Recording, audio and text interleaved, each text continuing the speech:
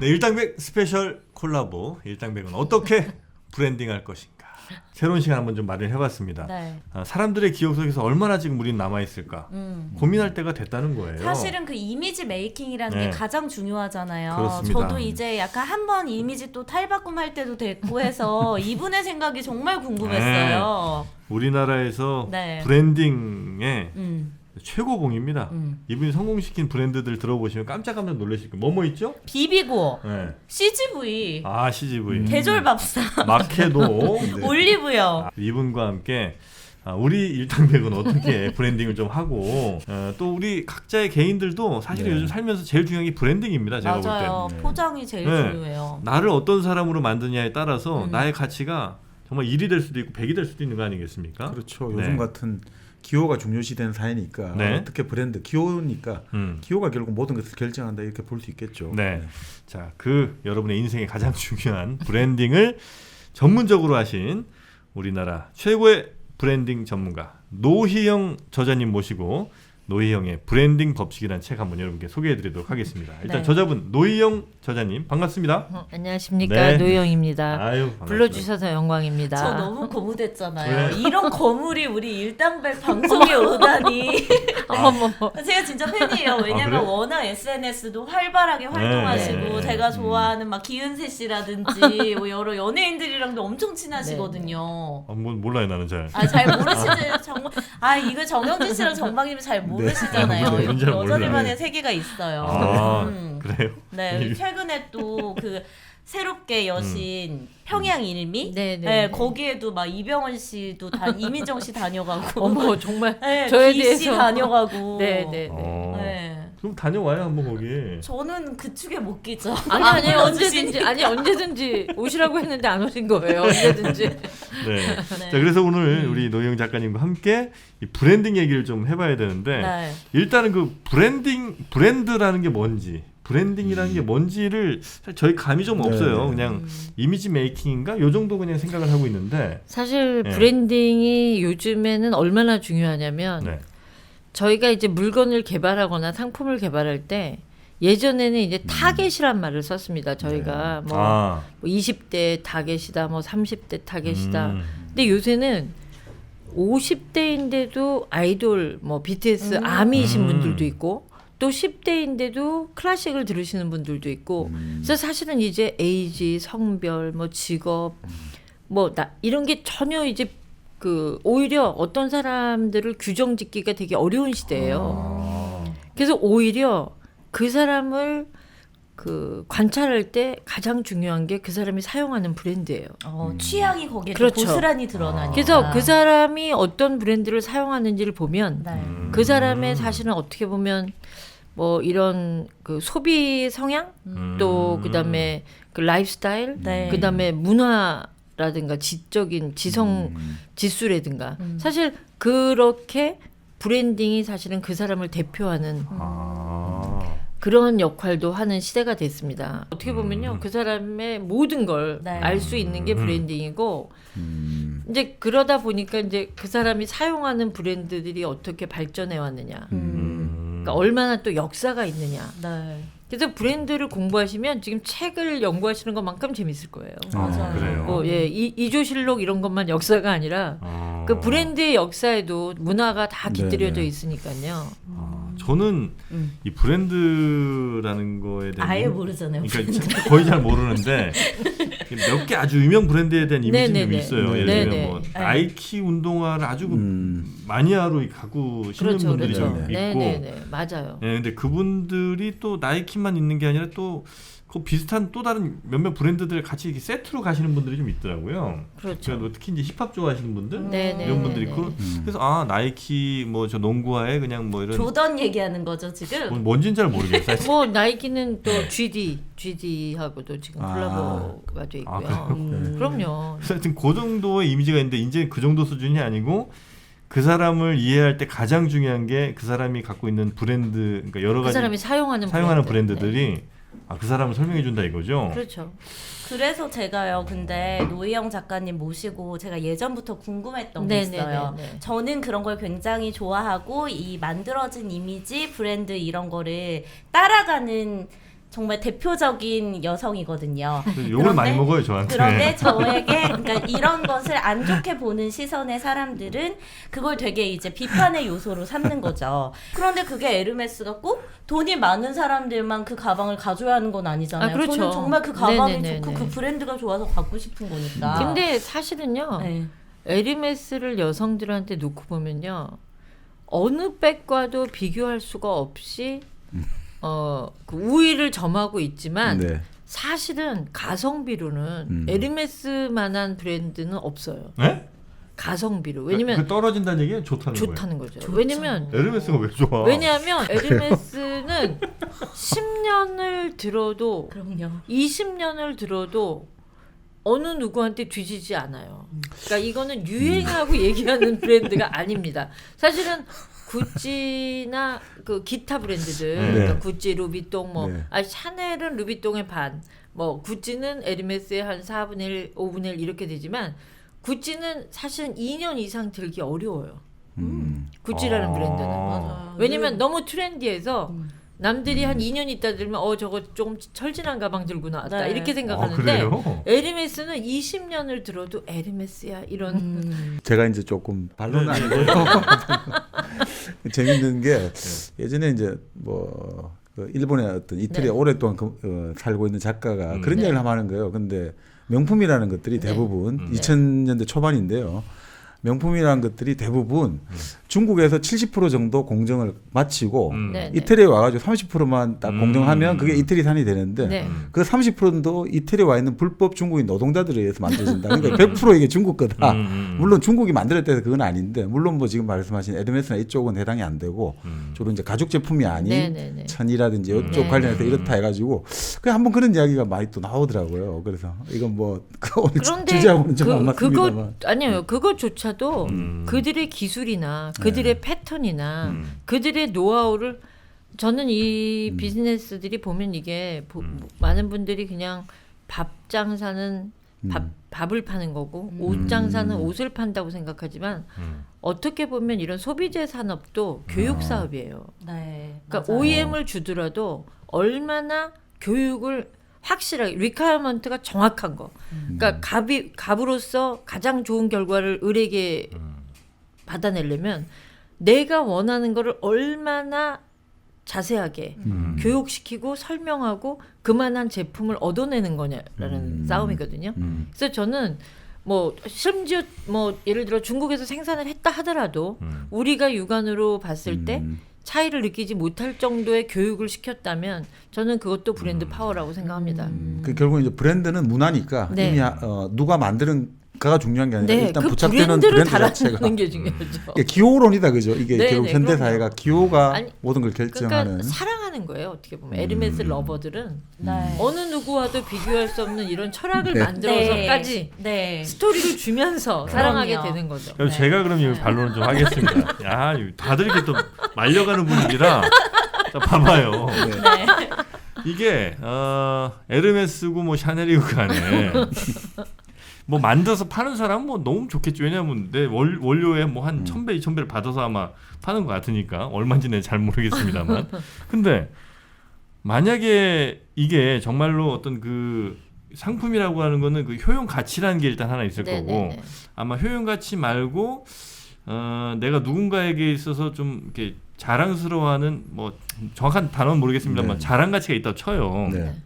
그러면 에르메스 백 같은 경우는 그 자랑 가치가 진짜 효용 가치, 실효적인 가치에 이제 차지하는 비율이 뭐 90대 1 뭐 이렇게 될 거 아닙니까? 왜냐하면 그 똑같은 가죽으로 비슷한 기술로 만든 백이야 뭐 20만 원이면 만들겠지. 네, 네. 네.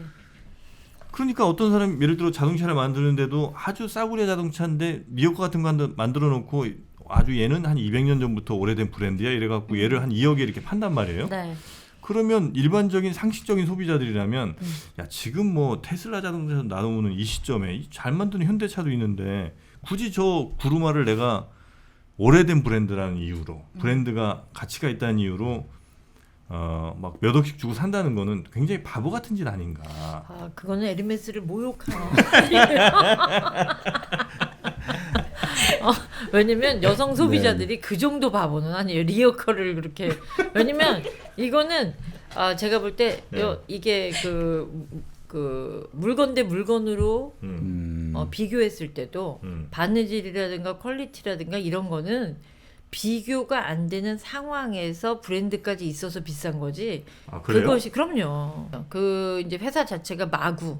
그러니까 옛날에 네네. 귀족들의 이제 마구를 만들던 그런 회사인데 사실 그 마구가 뭐 저는 말은 안 타봐서 모르겠지만 그런 그 아주 예민한 그 귀족들이 그 말 안장에서 말도 불편하지 않고 타는 분들도 불편하지 않은 그런 상태에서 그런 예민함을 그런 아주 그 양쪽의 기호를 그것도 말하지도 못하는 말까지 불편하지 않게 네. 그러니까 그런 어떤 기호를 맞출 수 있는 그런 어떤 예민함 그리고 그 정교함 이런 것이 이미 있었던 회사이고요.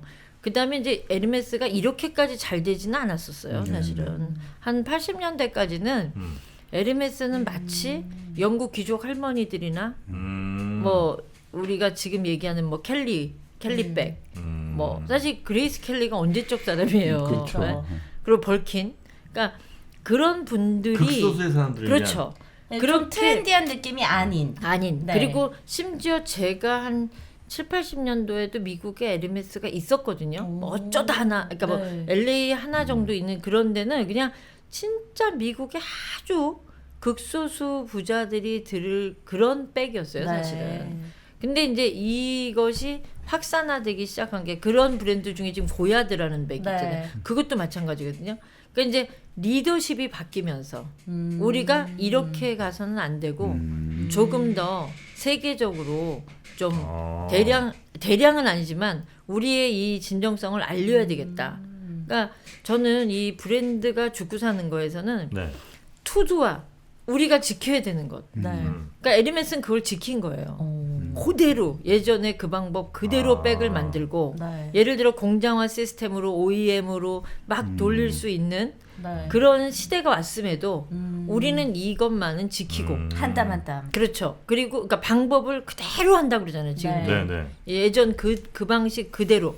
근데 프라다가 막 그 나일론 백으로 막 진짜 8, 90년대에 네, 날릴 때. 엄청 날릴 때도 네. 왜 그 사람들이 에르메스를 붙여서 나일론 백을 못 만들었겠어요. 근데 사람은 그럴 때 참을 줄 알아야 명품이 되는 거예요. 그러니까 저는 프라다는 지금 맛이 좀 갔습니까? 아니 이제 또 다시 살아나고 있어요. 그러니까 그렇죠. 그렇게 트렌디한 브랜드들은 잠깐 갔다가 왔다가 할 때가 자주 있거든요. 가볼 때. 그 디올도 그렇죠. 한참 꺾였다가 요즘 다시 요즘 다시. 급상승하고 있거든요. 그러니까 이게 그래서 제가 이제 오늘 여기가 이제 네. 좋은 포인트가 왔는데 네. 브랜드라는 것은 네.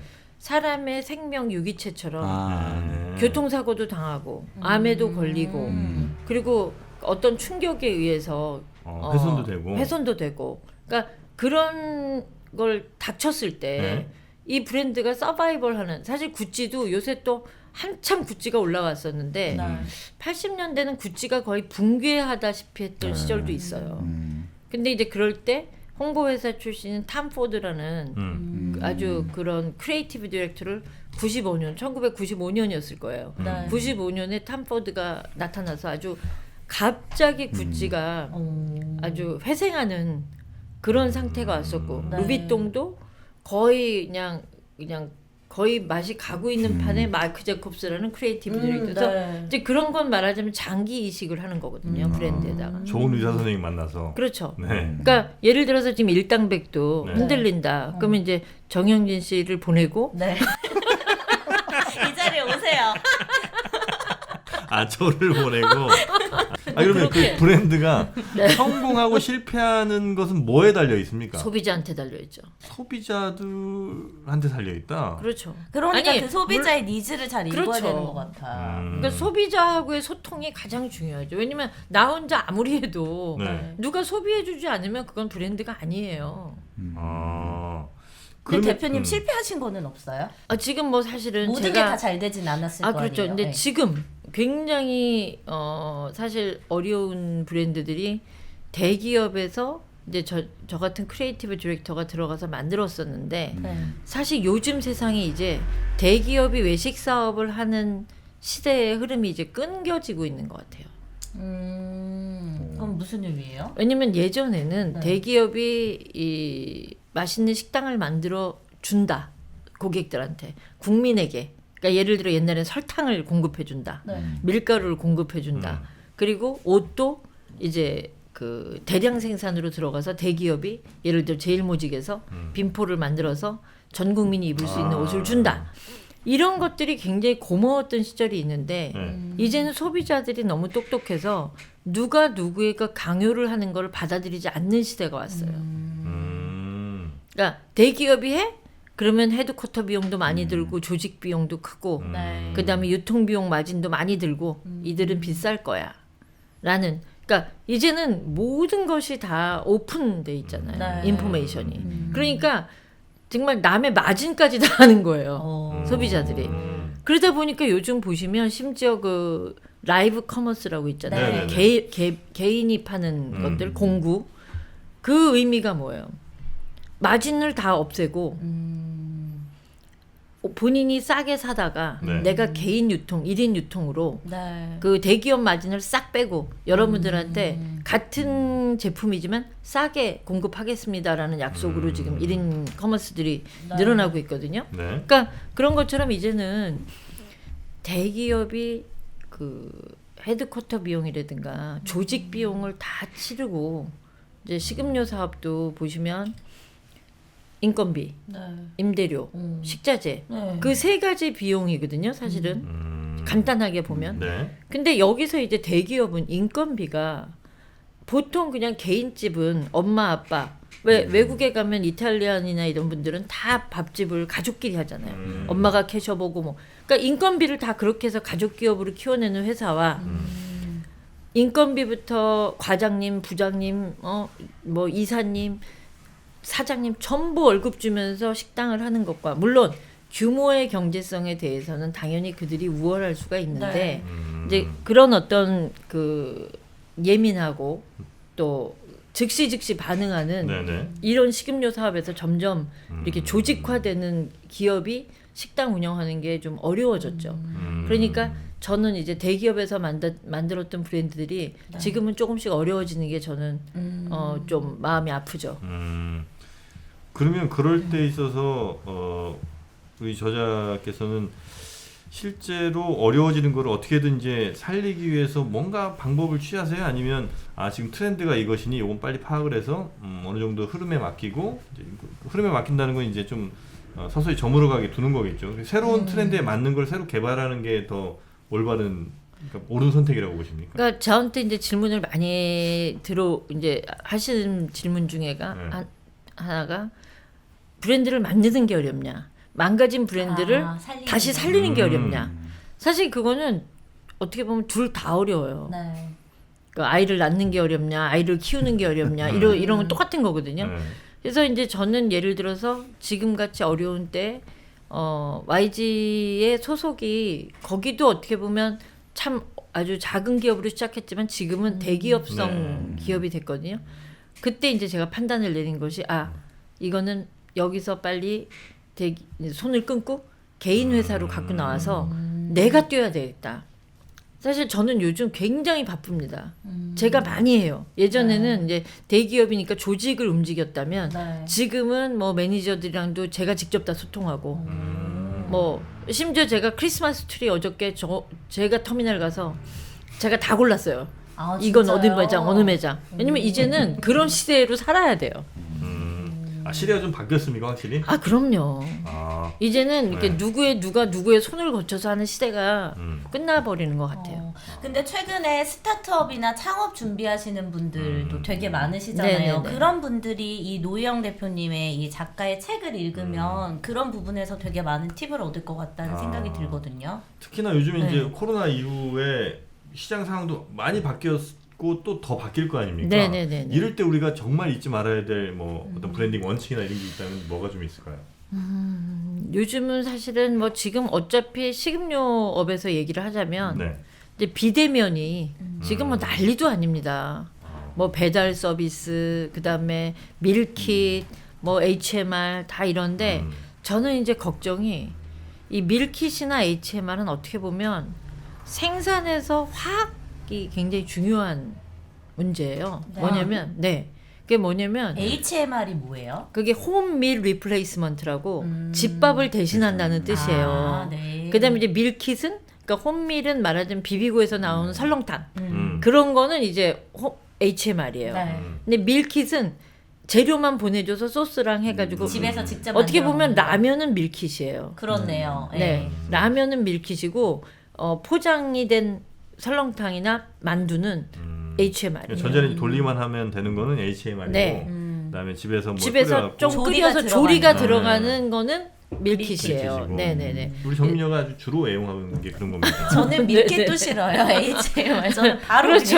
그냥. 근데 그 밀킷이나 HMR은 사실은 그 안에 들어가 있어서 왜 집에서도 카레 같은 거 끓여 드시면 네. 하루 더 지나면 맛있죠. 맞아요. 숙성이 되고 네. 김치찌개도 네. 그렇고.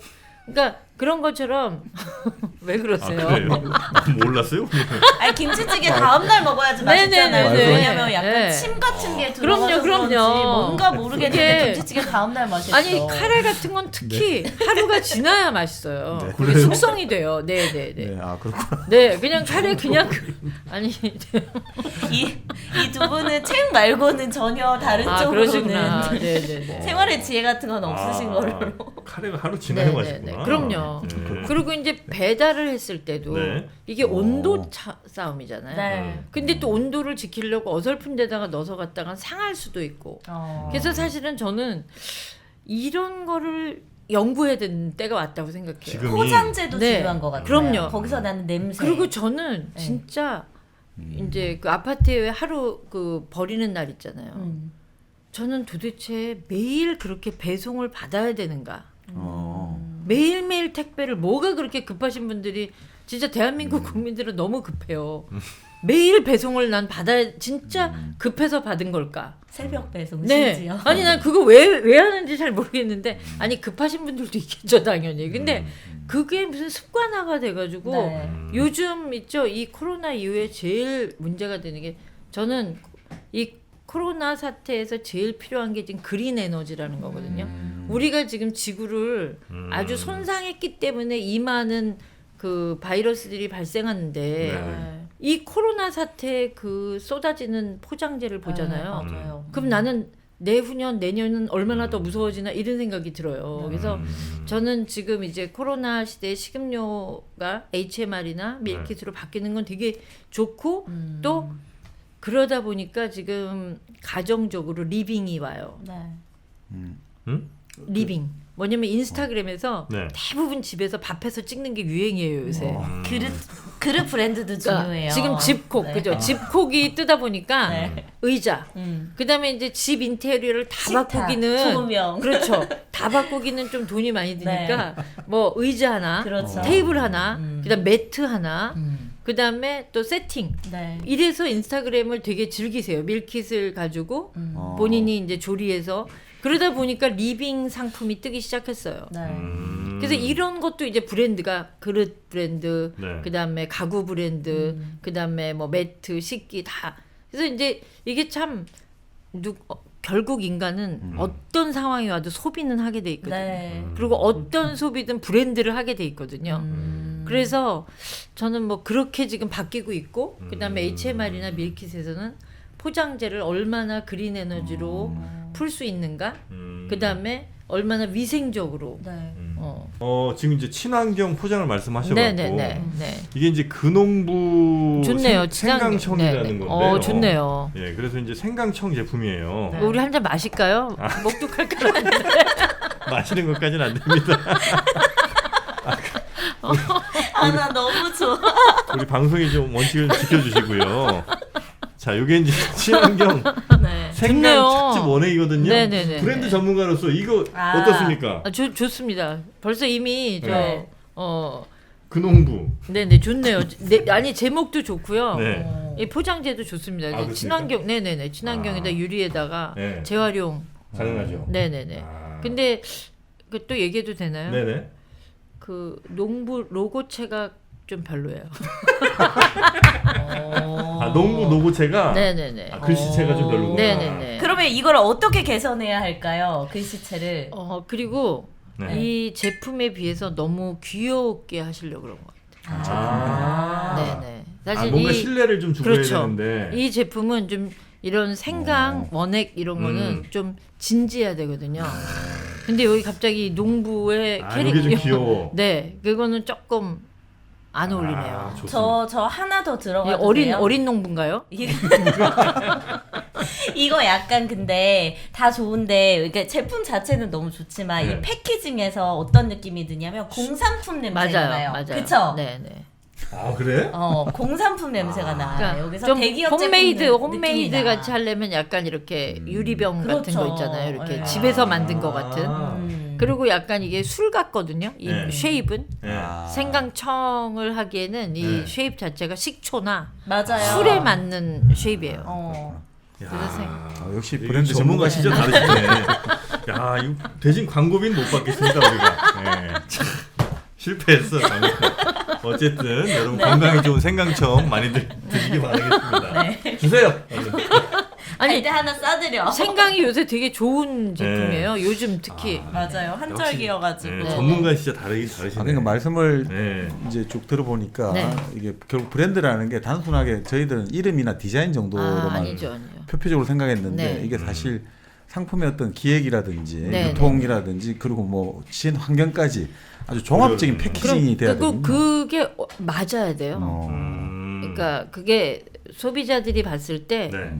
스토리가 연상이 되면서 이 사람답다. 그러니까 예를 들어서 제가 노희영을 브랜딩 하는데 네. 갑자기 노희영을 리브랜딩 한다고 해서 제가 굉장히 순종적이고 온화하며 뭐 따뜻한 네. 이런 이미지로 갑자기 바꾸려면 그건 브랜딩이 아니에요. 오히려 이도저도 아니게 되잖아요. 일관성이 좀 있어야 그렇죠. 되는 거예요. 그러니까 옛날에 예를 들어서 뭐 저는 마녀사부고 뭐 성질 더럽고 네. 뭐 이런 얘기가 많이 있었던 사람인데 네. 만약에 제가 지금 다시 리브랜딩 한다면 이제 그 시간을 거쳐서 이제 정말 오히려 내 경험을 그렇게 과격했던 경험을 젊은이들과 소통하면 솔직하게 모든 것을 이야기하는 어떤 그런 학자는 네. 아니지만 그렇게 이제 지도자로서 포지셔닝 해줄 수는 있지만 나를 갑자기 막 너무나 따뜻한 아주머니 같은 그래서 노희영답다. 네. 그러니까 우리가 뭐 에르메스답다. 네. 프라다답다. 그 브랜드들이요 서로 못 따라해서 안 따라한 게 아니에요. 근데 프라다는 프라다에 가야 되는 길이 있는 거고 에르메스는 에르메스대로 길이 있고 저희가 식당으로 얘기하면 비비고는 비비고대로 가야 되는 길, 햇반은 햇반대로 가야 하는 길. 그러니까 제가 이제 시제에서 브랜드 전략 팀을 한 6년 정도 맡아서 했는데 그때 굉장히 힘들었던 게 오리온이랑 네. CJ가 합병을 해서 채널이 10몇 개가 생겼는데 서로 비슷비슷한 채널들이 많이 있었어요. 맞아요. 올리브 채널과 맞아요. 온 스타일이라. 네, 네. 그래서 제가 처음으로 올리브 채널을 푸드 채널로 만들자고 제안을 한 겁니다. 이렇게 가서는 안 되겠다. 네. 그래서 제가 이제 마스터 셰프 코리아라는 것도 했고 네네네. 이제 올리브 채널이라면 어떻게 가야 하나. 이제 저는 이제 매일 생각하는 게 그런 거예요. 뭐 일당백 숙제 제시면 제가 다음 주까지 누구로 바꿀 것이. 네. 제가 처음에는 사실은 책에 관심이 없었던 사람이고 좀 어떻게 보면은 그러니까 시청자분들이 보시기에는 종민이 왜 저렇게 무식하고 천박하냐 이렇게 얘기할 그래요? 정도의 사람이었는데 제가 이 일당백 방송을 하면서 실제로 정말 많이 좀 똑똑해진 부분도 있고 청출어람한 거 아니에요? 청출어람. 그런 부분이 좀 있거든요. 네, 네, 근데 네. 원래 내가 갖고 있던 고유의 캐릭터와 네. 내가 변화한 캐릭터 사이에서 도대체 어느 장단에 춤을 춰야 할까? 이게 저의 가장 큰 딜레마거든요. 아니 저는 성장하는 과정도 그 브랜드의 그 일부분이에요. 네. 그거 답다고 그래서 네. 성장을 멈추는 브랜드는 또 그거는 맞지 않고요. 네. 브랜드도 자라나야 됩니다. 실제로 제가 뭐 얼마 전에 잠깐 들었는데 네. 그 코카콜라가 저는 이제 그냥 코카콜라 그 콜라병 있잖아요. 거기에 빨간색 코카콜라 이렇게 흘림체로 쓴 거. 그게 그냥 100년 전이나 지금 똑같은 줄 알았는데 굉장히 많이 바뀌었다는 거예요. 네, 아, 네. 로고 디자인이. 네. 네. 말씀 좀 해주세요. 네네 병도 조금씩 바뀌었고요. 계속 바뀐대. 네, 맛도 조금씩 바뀌는 맛도 거예요. 아니 콜라 맛이 뭐 얼마나 달라져? 근데 그래도 예민하게. 근데 조금씩 바뀌나 근데 한번 생각해 보세요. 어렸을 때 그러니까 네. 학교 다닐 때 먹던 쫄면을 음. 지금 그 학교 앞에 가서 먹잖아요. 못 먹어요. 그렇죠. 네, 그러니까 혀도 다 변하고, 아. 그럼요. 그러니까 내가 좋아했던 것들이라고 기억하는 것들이 전부가 아니에요. 나는 이미 바뀌어 있거든요. 아, 그때 내가 계속 이어지는 게 아니니. 근데 심지어 사람을 보는 눈도 그렇지 않아요? 네, 네. 어렸을 때 영화 배우, 그렇죠. 네. 그러니까 사실 뭐 결혼 한 번 하는 게 참 피곤한 일이라고 그러는 거잖아요. 왜냐면 내가 좋아했던 타입이 아니 가장 좋은 건 결혼해서 서로 성장하면 굉장히 좋은 거예요. 네. 그러니까 이 사람도 성장하고 나도 성장하잖아요. 그래서 성장하면서 서로 맞춰가면 좋은데 네. 사실은 내가 20대에 좋아했던 여자 타입이 30대에 갔다는 보장이 별로 없다 보니까 그렇죠. 그래서 그런 인간관계가 저는 브랜드와의 소통하는 관계가 똑같다고 보고 사실 사장도 철이 들어요. 1년차 사장 다르고 2년차 사장 다르고 네. 10년차 사장 다르기 때문에 그래서 모든 것은 다 변화하고 변질되는 것인데 이제 그 안에서 나답다라는 걸 킵하면서 성장하는 게 중요한 거죠. 그러니까 특히 이제 CJ 쪽이랑 일을 또 많이 하셨으니까 네. 네. 보면 옛날 그 제일제당 우리가 갖고 있는 이미지가 또 있어요. 네네네. 우리 한 40대 이상 되는 사람들은 네네. 제일제당 하면 이제 일단 그 설탕, 네. 그죠? 아, 아재들. 그거랑 그다음에 또 뭐 뭐 밀가루? 아니요 제일제당에 뭐 유명한 거 하나 있는데 제일제당? 다시다. 다시다. 다시다가 제일제당이죠. 네네네. 원래 이제 다시다랑 만나가 양대 산맥이었어요. 맞아요. 근데 그 전에는 미풍과 미원. 미원. 아 미풍과 미원. 미원의 싸움이 있었어요. 네. 근데 CJ가 완전히 졌어요. 제일제당. 네. 그래서 뭐 선대 회장님은 뭐 그 미원을 못 이긴 게 한이라고 할 정도로 미원은 이제 어디 왜냐면 거였어요? 그러면? 지금 대상이죠. 대상. 아.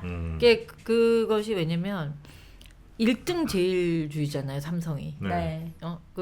또 그래서 오늘날 이렇게까지 발전한 회사지만 사실은 저는 제가 CJ를 다니면서 가장 훌륭했던 정신을 저는 다시다 정신이라고 해요. 다시다 정신이 뭐예요? 제가 이제 책에도 다시다 정신을 썼는데 그래 이 맛이야 뭐냐면 정신인가? 그렇죠. 지금은 다시다를 넣는다는 게 다 대부분 얘기하지만 옛날에는 다 미원 사와라 이랬거든요. 네. 아, 그래요? 그럼요. 너 미원 안 먹어봤어? 오. 지금 이 세대는 다 다시다라고 해요. 네, 그죠? 저희는 다시다 세대. 근데 그때 이제 그 일본도 네. 아지노모토 세대가 있어요. 그게 이제 미원이거든요. 그렇죠. 똑같은 합성 첨가물 네. 아지노모토인데 저는 지금도 이제 대기업에서 다닐 때 재밌는 건 뭐냐면 풀무원 두부하고 CJ 그 행복한 콩 두부가 있거든요. 네. 근데 과연 몇 사람이 네. 어느 두부가 맛있는지 알 것 같아요. 모르지만 풀무원을 선택. 그렇죠. 그게 뭐냐면 말 진짜 잘 통한다. 맞아요. 맞습니다. 거의 영혼의 맞습니다. 단짝이야. 그게 왜냐면요. 네. 누가 두부를 생두부로 먹어요. 그렇죠. 이게 퍼먹어서 맛을 볼 수 없거든요. 그렇죠. 네. 네. 근데 브랜드구나. 된장찌개에 넣어 먹는데 자기네 집 된장의 문제지 두부 퀄리티로 따지지 않아요. 네.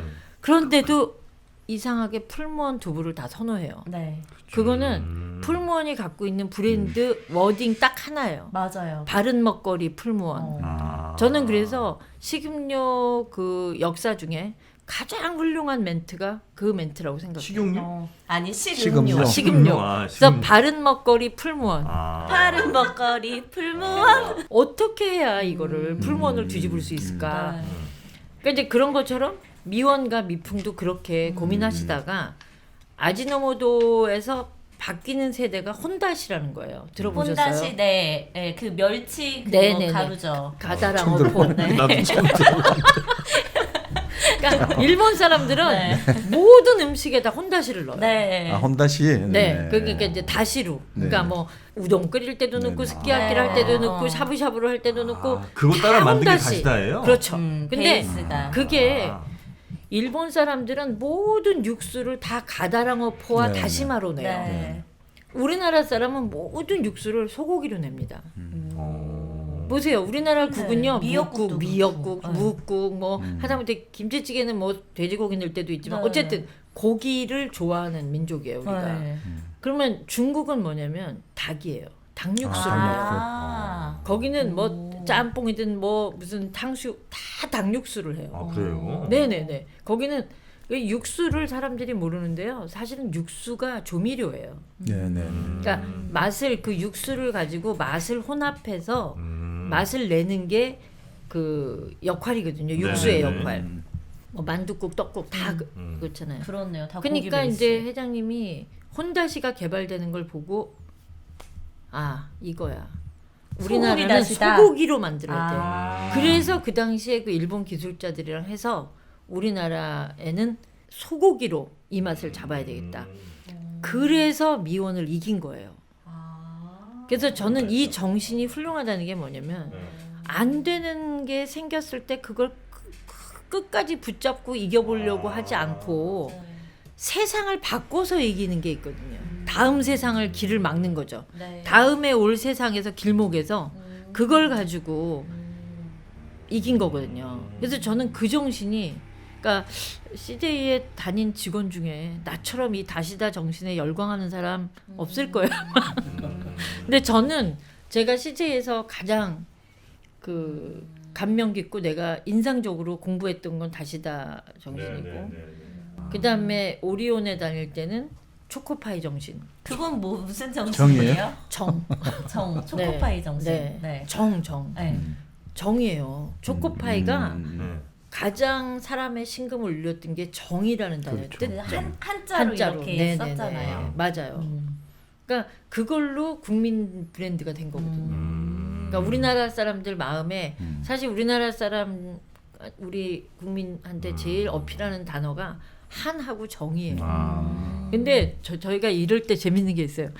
그 오리온이 굉장히 중국에서도 성공했잖아요. 베트남에서도 네. 성공했고. 근데 정으로 안 됐어요. 그쪽은 그렇겠네요. 중국은 그 정이 약간 그 통정의 정으로 아, 써요. 난정하네. 네네. 아. 그러니까 그 정이 패밀리 이런 정신이 아니에요. 아. 그 초코파이가 사실 물론 이제 굉장히 유명했지만 네. 한때 살짝 위기가 있어요. 왜냐면 맞아요. OES 나오고 몽쉘퐁퐁 빅파이. 맞아요. 뭐 이런 거 쭉 근데 나오고 정으로 극복한 거예요. 맞아요. 초코파이는 약간 오리온 초코파이는 조금 올드한 느낌이 살짝 있을 때가 있었는데 네네네. 네. 그 다시 정으로 극복한 거잖아요. 맞아요. 네. 그 정이라는 네, 브랜딩이네 네, 네. 그것도. 브랜딩. 그렇죠.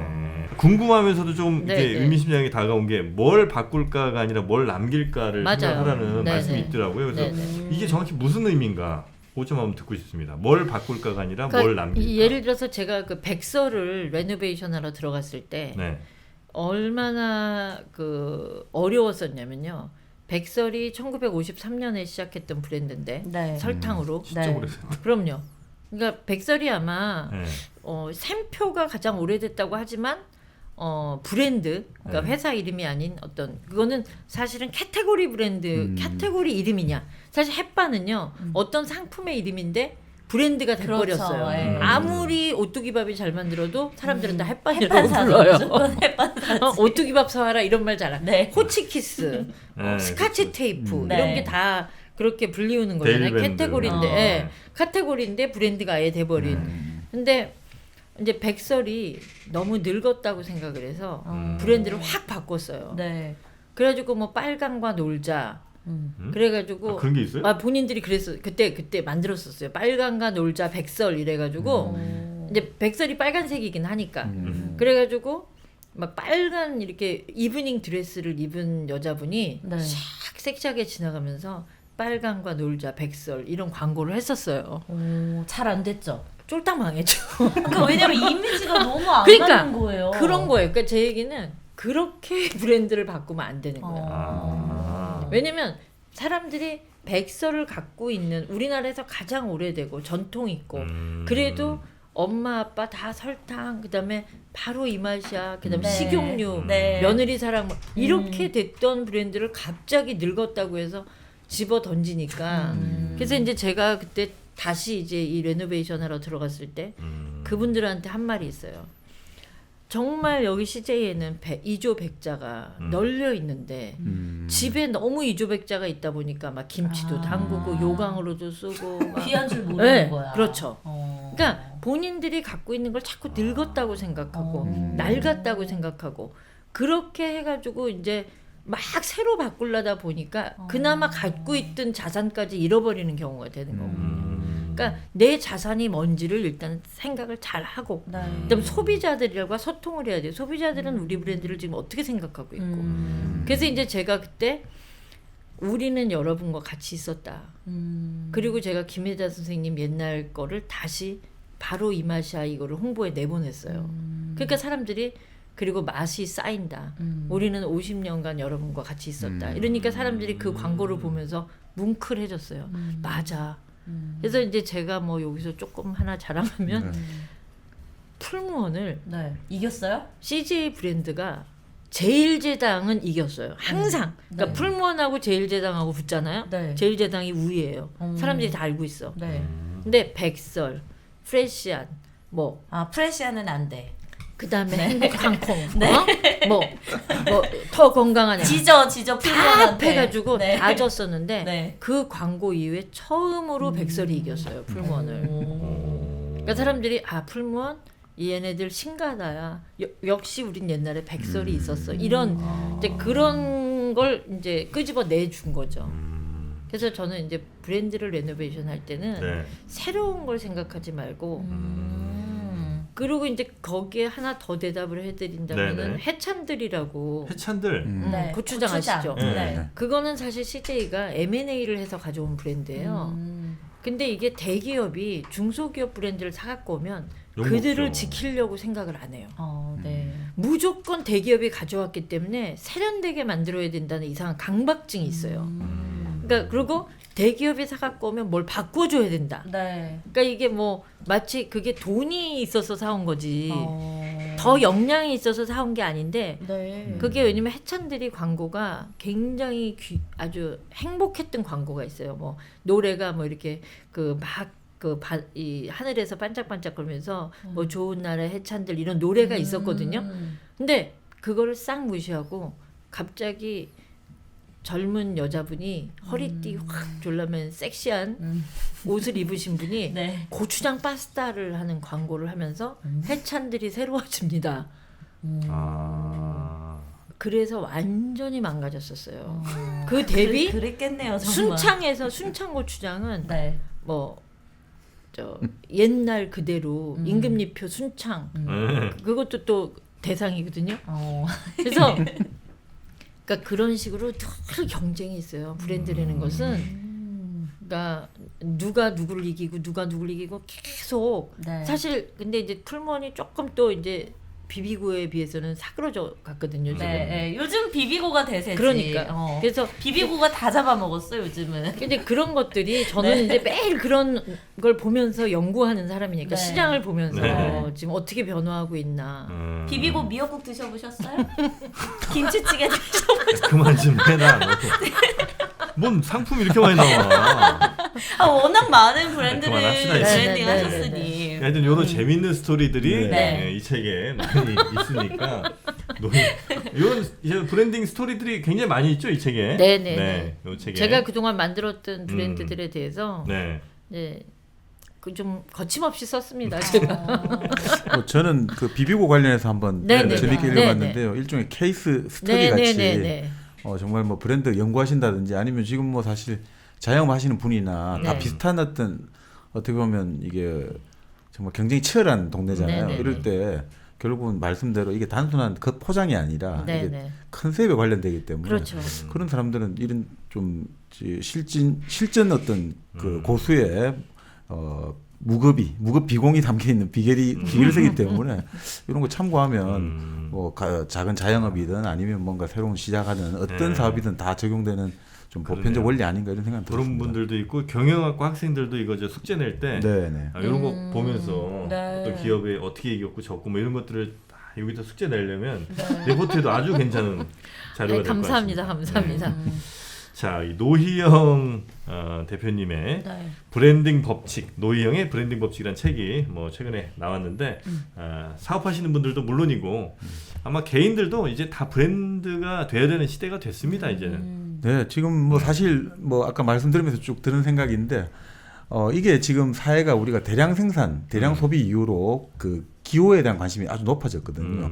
그러니까 예전에는 어떤 물건이 나만을 위해서 만들어주잖아요. 동네 대장장이가 나의 어떤 신체 조건을 고려해가지고 낫도 만들어주고 호미도 만들어주는데 이제는 다 공장에서 대량으로 찍어내다 네네네. 보니까 사람들이 나만의 어떤 고유성을 찾기 위해서 그것들이 결국 이제 브랜드에 대한 어떤 선호로 나타난 것 같고 이런 흐름들은 바꿀 수는 없을 것 같습니다. 네네네. 그리고 예전에 어떤 봉건 사회에서는 귀족은 귀족들의 브랜드가 있잖아요. 가문의 문장이 있고 평민들은 아예 성과 이름도 없었단 말이죠. 그 상태에서 이제 근대 사회에 오면서 브랜드가 새로운 어떤 정체성을 나타내기 때문에 네. 이게 결국은 향후에 있어가지고 이게 단순한 아까 말씀대로 이것들이 하나의 어떤 네이밍이나 디자인의 문제가 아니라 전체적인 서비스하고 모든 것들을 결정하기 때문에 네네. 뭐 이것을 이해 못하면 뭐 자영업이든 새로운 사업이든 하기 어렵다. 이제 하다못해 저희 같은 컨텐츠도 하기는 힘든 것 같습니다. 네. 근데 지금 말씀을 잘 해주셨는데 이제 다시 그런 시대로 왔어요. 네. 어떤 시대요? 다시 개인을 위한 맞춤을, 그러니까 맞춤 시대. 설사 에르메스 브랜드를 갖고 있어도 네. 포미족이라 그래요. 이게 네. 포미족 나만을 위해서 만들어준 지금 거의 모든 브랜드들이 왜냐면 예전에는 그 사람 옷 입은 걸 딱 봤을 때 견적이 나오는 사람들이 센 사람들이었는데 네. 지금은 이제 견적이 안 나와야 돼요. 뭐지 저건? 저건 어디서 샀지? 스페셜 오더를 해야 합니다. 그러니까 그래서 예전에는 딱 네. 보면 아 저거 구찌 저거 네네. 에르메스 뭐 저거 뭐 차는 뭐인데 지금은 이제 뭐지? 제가 그래서 대표님 시계가 뭐지? 아 근데 모르겠어? 지금 뭐지? 그래서 뭐가 빠져보자하긴 한데. 그래서 이제 그 포미족이라고 해서 이제 나만을 위해서 그리고 사실 지금 조금 걱정스러운 것도 있지만 이 세기말 이렇게 어려운 시대가 오면 오히려 아주 그 최고급 명품 소비는 늘어납니다. 맞아. 네네. 그런 것 같아. 아 그래요? 네, 나만을 위해서 이제 누구보다도 나를 위해서 쓰겠다.